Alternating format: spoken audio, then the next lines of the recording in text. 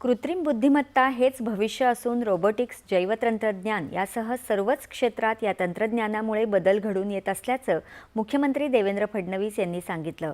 मुख्यमंत्र्यांच्या हस्ते आज नागपूरमधल्या रामदेव बाबा विद्यापीठात कृत्रिम बुद्धिमत्ता प्रयोगशाळेचं उद्घाटन झालं, त्यावेळी ते बोलत होते। तज्ज्ञांच्या मतानुसार आगामी काळात किमान 70% रोजगाराचं स्वरूप बदललेलं असेल असंही ते म्हणाले। कृत्रिम बुद्धिमत्तेमुळे रोजगार जाणार नाहीत, मात्र त्यांचं स्वरूप बदलेल असं त्यांनी सांगितलं।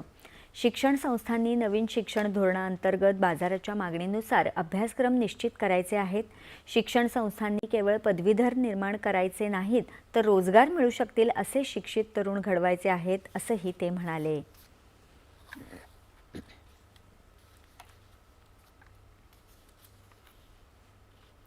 आषाढी वारीच्या काळात एसटी महामंडळानं